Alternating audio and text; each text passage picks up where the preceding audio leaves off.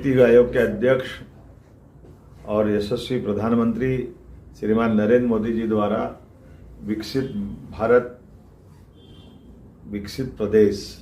अब पूरे देश के लिए नीति आयोग की जो बैठक ली गई है, अभी तक के सारे रिकॉर्ड टूटे हैं। सर्वाधिक उपस्थिति सभी राज्यों का प्रतिनिधित्व यूनियन टेरिटरीज लगा के स्वतंत्र रूप से सभी राज्यों ने अपनी अपनी बात रखते हुए माननीय प्रधानमंत्री जी को सर्वप्रथम ऑपरेशन सिंदूर पाकिस्तान के खिलाफ हमारी सेना ने जो अभियान चलाया है उसका आभार भी माना, बधाई भी दी। और जिस प्रकार का वातावरण बना है, ये आधुनिक टेक्नोलॉजी से सबसे कम समय में दुश्मन को घर में घुस के मारना, ये बहुत बड़ा पराक्रम है। मैं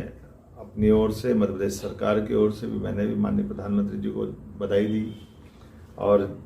यशस्वी प्रधानमंत्री ने पूरे दिन हमारे सभी माननीय मुख्यमंत्रीगणों को, माननीय गवर्नरों से, सबसे अपने अपने राज्य की बीते वर्ष की सारी गतिविधियों का विभागवार अलग अलग प्रकार से एक निर्धारित समय सीमा में सबने अपने प्रेजेंटेशन भी दिए, खास करके अपना वक्तव्य के माध्यम से विस्तार से विषय को रखा है और डिटेल बात करने के लिए अपना लिखित वक्तव्य भी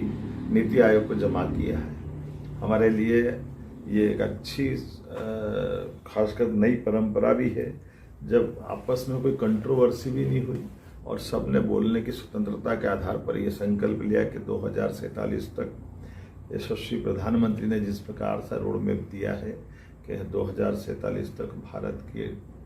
30 ट्रिलियन डॉलर की अपनी अर्थव्यवस्था बनेगी, ऐसे में अपने अपने राज्य भी अपना योगदान तय करें, उनका प्लान बने, सभी विभागों की दृष्टि से वो कैसे बढ़ सकते हैं। फिर सब जन कल्याणकारी योजनाएं जो गरीब से गरीब वर्ग के लिए भी हो, आदिवासी हो, युवा हो, महिला हो, और ख़ास करके मेड इन इंडिया के बारे में, स्वदेशी के बारे में, अपनी सुव्यवस्था के बारे में, जन कल्याणकारी नीतियों के बारे में,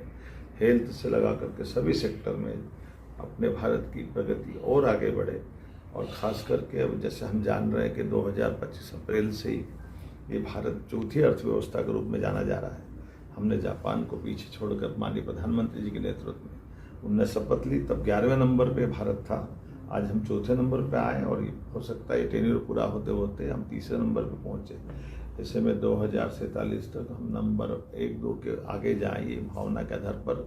हमने सबने स्वस्थ वातावरण में अपने विचार का परस्पर आदान प्रदान भी किया